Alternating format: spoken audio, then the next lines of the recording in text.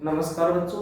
बेटा पिछली क्लास में हमने पढ़ा था कि कार्नो इंजन क्या होता है, उसके बाद हमने निकाला था कार्नो इंजन की दक्षता क्या होती है, कार्नो इंजन के द्वारा किया गया कार्य क्या होता है। इसके पश्चात हमने पढ़े थे ऊष्मागतिकी के जो दूसरा नियम था अपना ऊष्मागतिकी का दूसरा नियम, उसके दो कथन थे।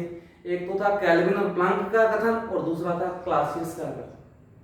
बेटा हमने दोनों कथन पढ़ लिए थे। केल्विन और प्लांक के कथन के अनुसार क्या होता है कि कोई भी ऐसा इंजन नहीं बनाया जा सकता जो संपूर्ण ऊष्मा को किसमें बदल दे, कार्य में बदल दे। अर्थात कुछ ना कुछ जो ऊष्मा है वो कहां पर शेष रहेगी, सिंक के अंदर शेष रह जाती है। ये किसने कहा था?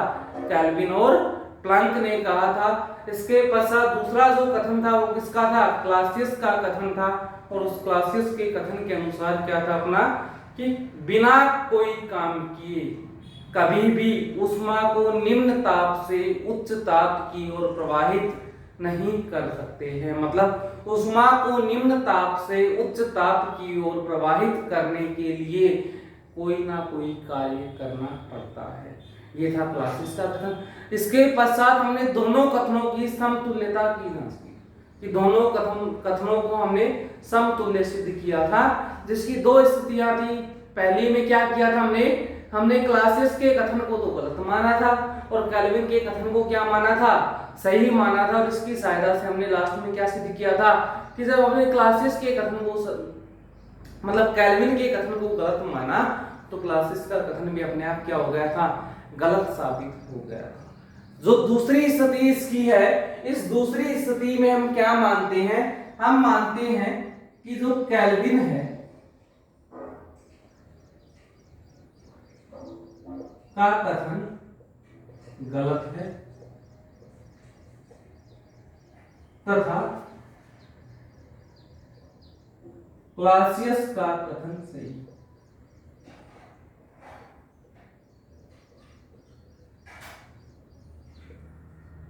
ये सेकंड स्थिति होगी। क्या कह रहे कि केल्विन ने जो कथन कहा था वो कथन तो कैसा है? गलत है। लेकिन क्लासियस ने जो कथन कहा था वो कैसा है? सही। केल्विन ने क्या कहा था बेटा कि किसी भी मतलब जो संपूर्ण ऊष्मा होती है वो कभी भी किसमें नहीं बदल सकती? कार्य में नहीं बदल सकती। ये कहा था केल्विन ने। ये कथन गलत साबित हो गया। इसका अर्थ क्या हुआ कि संपूर्ण ऐसा इंजन बनाया जा सकता है जो संपूर्ण ऊष्मा को किसमें परिवर्तित कर दे? कार्य में परिवर्तित कर दे। हो गया, उल्टा हो गया उसका। और क्लासियस का जो कथन है वो सही है। इसका मतलब ऊष्मा को कभी भी निम्न ताप से आप कहां पर नहीं लेकर जा सकते? उच्च ताप की ओर नहीं ले जा सकते। तो बेटा इसको समझने के लिए हम क्या करते हैं, हम एक ऊष्मा इंजन को रेफ्रिजरेटर से जोड़ देते हैं। देखो बेटा पहला जो कथन था केल्विन का कथन था वो किस पर आधारित था? ऊष्मा इंजन पर आधारित था। और दूसरा जो कथन था क्लासियस का कथन वो किस पर आधारित था? रेफ्रिजरेटर पर आधारित था। हम क्या करते हैं, एक ऊष्मा इंजन को किससे जोड़ देते हैं? रेफ्रिजरेटर से जोड़ देते हैं। माना ये अपने पास हो गया स्रोत,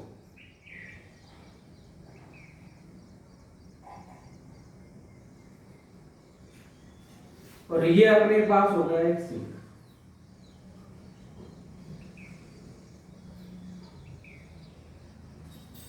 बेटा स्रोत और सिंक जो होते हैं दोनों ही ऊष्मा के क्या होते हैं? भंडार होते हैं। तो कोई भी इंजन होता है वो स्रोत से ऊष्मा ग्रहण करता है और कहां पर छोड़ता है? सिंक के अंदर। उसका कार्य करने के पश्चात क्या करता है? त्याग करता है। तो कोई भी इंजन जो है वो स्रोत से ऊष्मा ग्रहण करेगा, फिर कार्य होगा और बची हुई ऊष्मा कहां पर जाएगी? सिंक में। लेकिन कोई जो रेफ्रिजरेटर होता है वो इसका उल्टा होता है। वो सिंक से ऊष्मा ग्रहण करता है और बिना कार्य किए कहां पर पहुंचा देता है? उसको स्रोत के पास पहुंचा देता है। अब यहां पर अपने पास एक स्रोत है और एक क्या है? सिंक है। दो के अपने पास मान। बेटा क्लासियस केल्विन का कथन गलत है। केल्विन ने क्या कहा था कि संपूर्ण ऊष्मा कभी भी कार्य में नहीं बदल सकती, लेकिन गलत हो गया। इसका अर्थ क्या होगा कि संपूर्ण ऊष्मा किसमें बदल सकती है? कार्य में। तो इसके लिए हम ऊष्मा इंजन लेते हैं। भाई एक ऊष्मा इंजन था जिसने यहां से Q1 ऊष्मा ली। कितनी ऊष्मा ली? यहां से Q1 उष्माली, वो Q1 सारी की सारी उष्मा, ये इसका हो गया कार्यकारी पदार्थ। ये सारी की सारी उष्मा किसमें परिवर्तित हो गई? कार्य में परिवर्तित हो गई, क्योंकि केल्विन का कथन गलत है, और जब केल्विन का कथन गलत है इसका अर्थ क्या हुआ कि एक ऐसा उष्मा इंजन बनाया जा सकता है जो संपूर्ण उष्मा को किसमें परिवर्तित कर दे? कार्य में परिवर्तित कर दे। हो गया अपने पास। अब देखो, एक तो ये तो था अपने पास उष्मा इंजन, दूसरा अपने पास क्या है? एक रेफ्रिजरेटर है, जिसका कार्य क्या होता है? वो सिंक से उष्मा लेगा और बिना कार्य के कहां पर पहुंचाएगा उसको? स्रोत के पास। देखो बेटा, यहां पर अपने पास एक रेफ्रिजरेटर है और ये इसका हो गया कार्यकारी पदार्थ। इसने यहां से कितनी उष्मा ली? माना इसने सिंक से कितनी उष्मा ले ली? Q2 उष्मा ले ली। कितनी उष्मा ली सिंक से? इसने Q2 उष्मा ली है।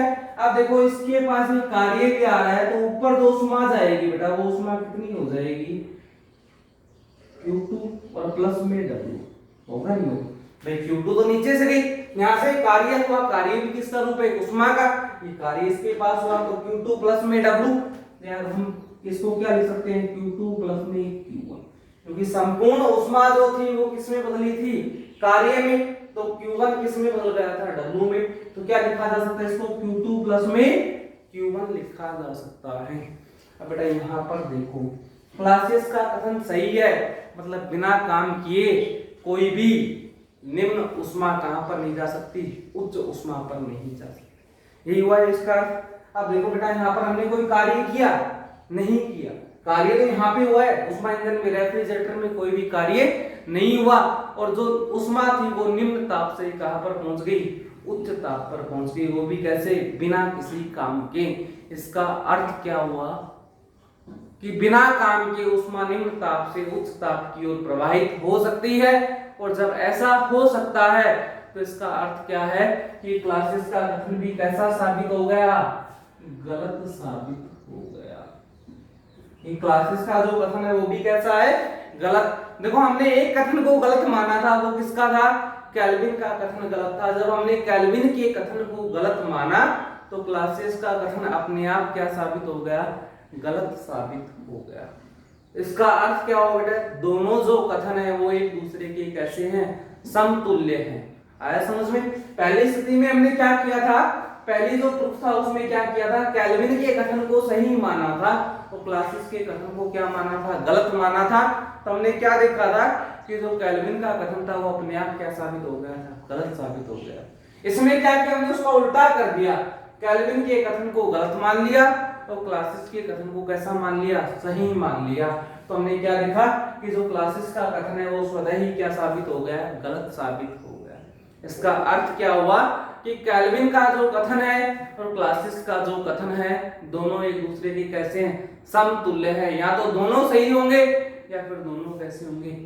गलत होंगे। ठीक है बेटा। जो इसके बाद अपना अगला टॉपिक है, वो अगला टॉपिक अपना है कार्नो प्रमेय।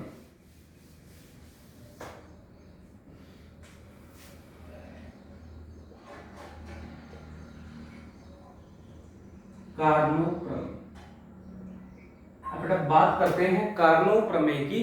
तो जो कार्नो प्रमेय है इसके भी दो भाग होते हैं। कार्नो प्रमेय में भी कुल कितने कथन होते हैं?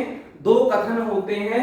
तो जो पहला कथन है कार्नो प्रमेय का, वो पहला कथन हम पढ़ते हैं। देखो पहला कथन होता क्या है कि भी माना अपने पास दो इंजन है, एक तो उष्मा इंजन है और दूसरा कार्नो इंजन है। या कह दो कि दो उत्क्रमणीय इंजन है जिसमें एक कार्नो है लेकिन दूसरा कार्नो नहीं है। या कह दो एक उष्मा इंजन है और दूसरा कैसा है? कार्नो इंजन है। तो दो इंजन है, एक उष्मा हो गया और दूसरा कैसा हो गया? कार्नो हो गया।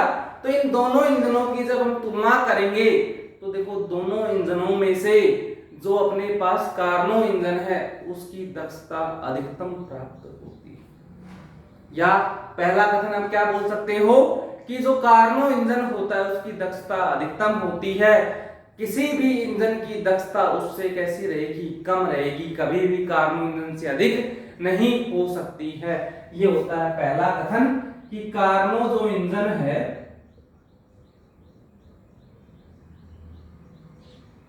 इसकी दक्षता अधिकतम होती है।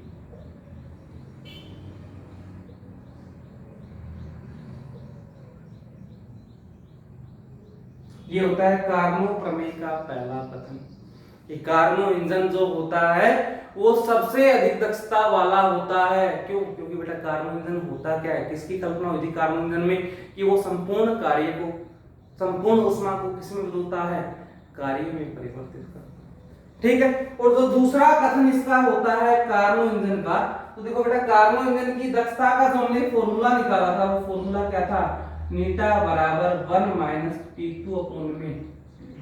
यानी कि ये जो दक्षता है ये किस पर निर्भर करती है, ताप पर निर्भर करती नहीं करती कि कार्नो इंजन की जो दक्षता होती है वो किस पर निर्भर करती है, ताप पर। इसका अर्थ क्या हुआ कि कार्यकारी पदार्थ चाहे कुछ भी हो, कार्नो इंजन की जो दक्षता होती है वो कार्यकारी पदार्थ पर निर्भर नहीं करती, वो किस पर करती है, ताप पर निर्भर करती है। ये दो कथन है अपने किसके, कार्नो प्रमेय की दो कथन।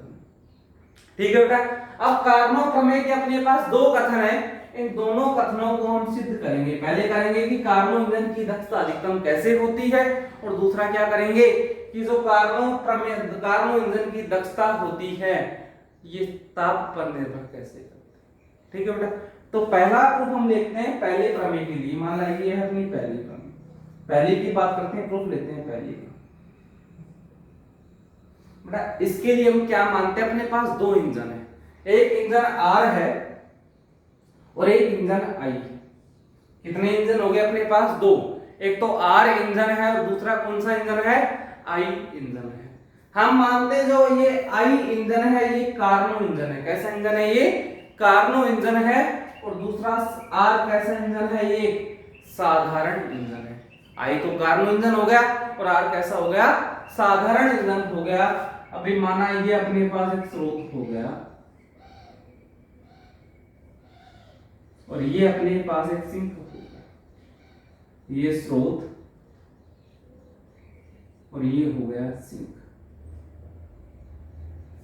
यहां पर लगा हुआ है, माना अपने पास एक इंजन है और ये कौन सा इंजन है, आई इंजन है। ये हो गया कार्यकारी पदार्थ और माना ये कार्य कितना करता है, W कार्य करता है। इस तरफ जो इंजन है अपना वो कौन सा इंजन है, कार्यकारी पदार्थ हो गया। इसमें है R इंजन और ये हो गया। हम क्या मानते हैं कि जो R इंजन है ये स्रोत से Q ऊष्मा ग्रहण करता है। कितनी ऊष्मा ग्रहण करता है, Q ऊष्मा। और दोनों के द्वारा जो किया गया कार्य है वो कैसा है, समान है, W है। कि दोनों कार्य कैसा कर रहे हैं, समान कर रहे हैं। लेकिन इसने कितनी ऊष्मा ली, Q, तो सिंक को ये कितनी ऊष्मा दे देगा, Q माइनस W देगा, नहीं देगा भाई। W कार्य कर दिया, ऊष्मा कितनी ली, Q ली, तो बची हुई ऊष्मा कितनी होगी, Q माइनस W। इसी प्रकार से जो ये कार्नो इंजन है ये माना कितनी ऊष्मा लेता है, Q डैश ऊष्मा लेता है। किससे लेता है, Q डैश ऊष्मा, स्रोत से लेता है, कार्य W करता है, लास्ट में सिंक को कितनी ऊष्मा देता है, Q डैश माइनस W ऊष्मा।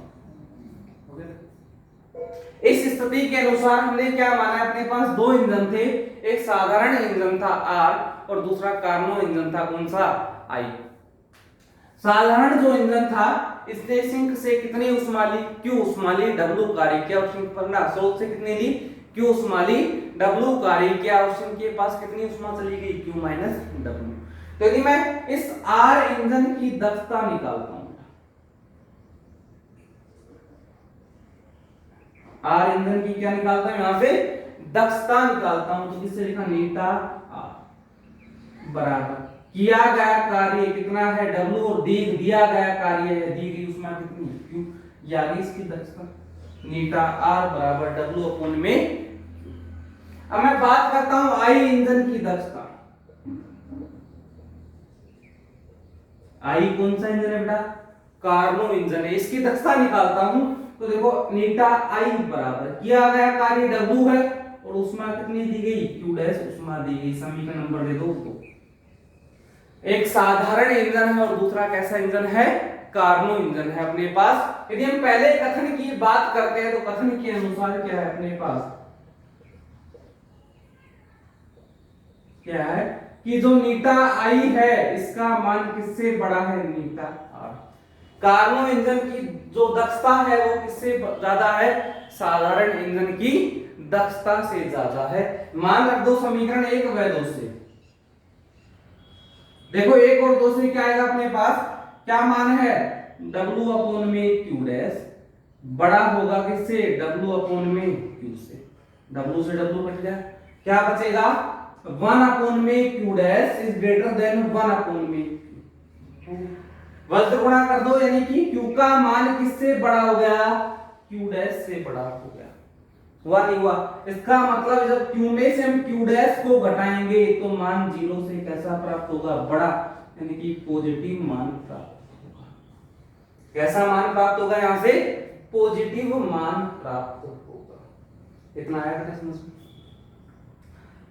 इतने के बाद अब देखो हम क्या करते हैं, ये जो चक्र है हमारा कार्नो चक्र है, इस कार्नो चक्र को विपरीत दिशा में घुमाते हैं। कौन सी दिशा में घुमाते हैं, विपरीत दिशा में घुमाते हैं।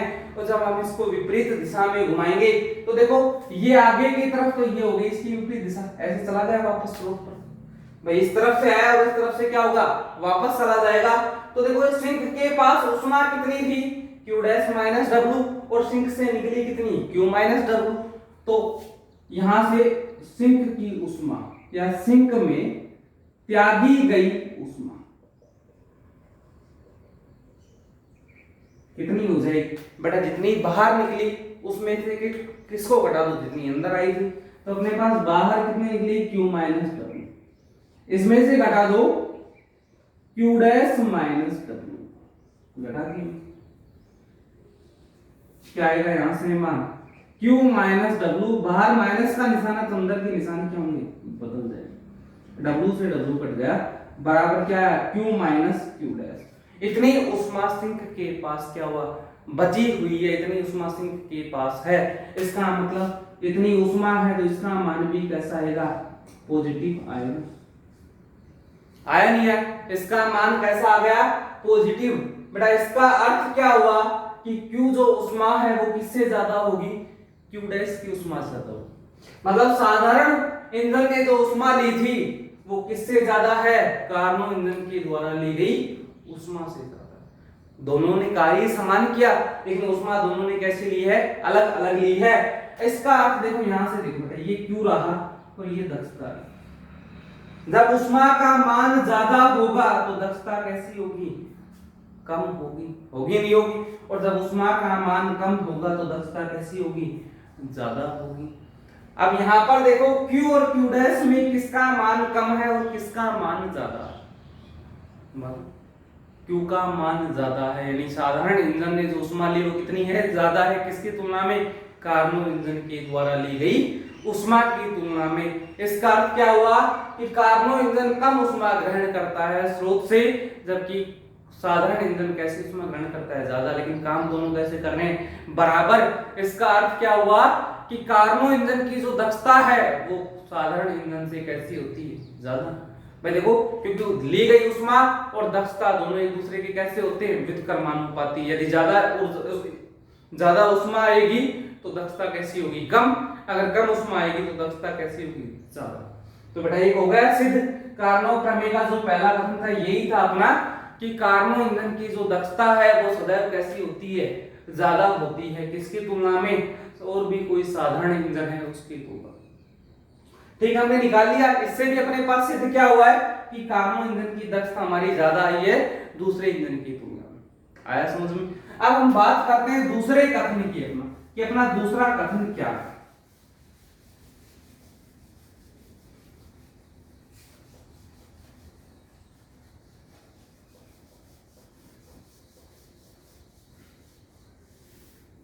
बेटा देखो दूसरे कथन को समझो कि अपना दूसरा कथन है क्या।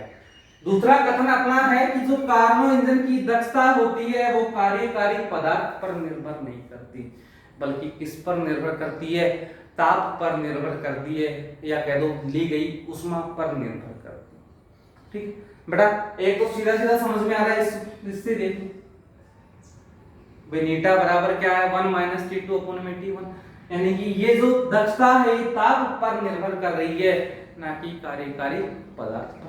या दूसरा तरीका देखो इसको समझने का क्या है, हम दो इंजन लेते हैं, ठीक, हम क्या लेते हैं, दो इंजन लेते हैं और दोनों इंजनों में विभिन्न कार्यकारी पदार्थ रखते हैं। दोनों जो इंजन है उसके लिए भिन्न भिन्न कार्यकारी पदार्थ हम क्या करते हैं, रखते हैं। लेकिन दोनों इंजन कैसे हैं, कार्नो इंजन है। दोनों इंजन कैसे हैं, कार्नो इंजन है। और जब दोनों इंजन कार्नो इंजन है तो दोनों के द्वारा किया गया कार्य W1 बराबर किसके होगा, W2 के होगा, क्योंकि दोनों इंजन कार्नो इंजन है लेकिन कार्यकारी पदार्थ दोनों का कैसा है, अलग अलग।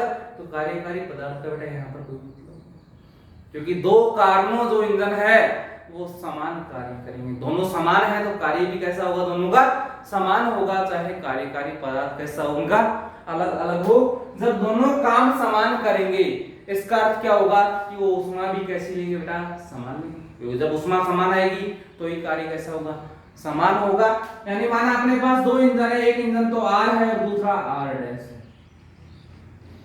एक इंजन तो कैसा है R और दूसरा कैसा है R डैश। अब अपने पास दो समान कार्नो इंजन है, दो कैसे हैं, समान कार्नो इंजन, तो दोनों की दक्षता भी कैसी होगी बेटा, समान होगी। इंजन समान है तो दक्षता भी कैसी होगी, समान। ये दोनों है, इसका मतलब हम नीटा R is greater than Neeta R dash लिख सकते हैं, या नीटा R dash is greater than Neeta R। बेटा ये दोनों सही है कि गलत है, गलत है। क्यों, क्योंकि कार्यकारी पदार्थ तो अलग हो लेकिन जब कार्नो इंजन है तो उनकी दक्षता कैसी होगी, समान होगी, क्योंकि वो काम भी कैसा करते हैं, समान करते हैं। तो ये कभी भी नहीं होगा, मतलब क्या आएगा, नीटा R बराबर नीटा क्या आएगा, R डैश आएगा। मतलब दोनों की दक्षता कैसी हुई, समान हुई। मतलब ये दोनों जो स्थितियां हैं वो ऊष्मागतिकी के दूसरे नियम का क्या करती है, विरोध करती है। आया समझ में। या यहां से जब हम यहां पर फॉर्मूला रखेंगे तो देखो नीटा बराबर क्या आएगा, 1 माइनस Q2 अपॉन में Q1 आएगा, या 1 माइनस T2 अपॉन में क्या आएगा, T1। यानी कि इसका मान कार्नो इंजन की जो दक्षता है ये किस पर निर्भर करेगी, ऊष्मा पर निर्भर करेगी या किस पर करेगी, ताप। एक ही बात है, क्योंकि ताप भी किसका रूप होता है, ऊष्मा का एक रूप होता है। लेकिन कार्यकारी पदार्थ कहीं पर आया नहीं आया। इसका अर्थ क्या हुआ कि कार्नो इंजन की जो दक्षता होती है वो कार्यकारी पदार्थ पर निर्भर नहीं करती है, किस पर करती है, ताप पर। ठीक है बेटा, इसके बाद का जो अपना टॉपिक है वो हम पढ़ेंगे नेक्स्ट क्लास में। Thank you.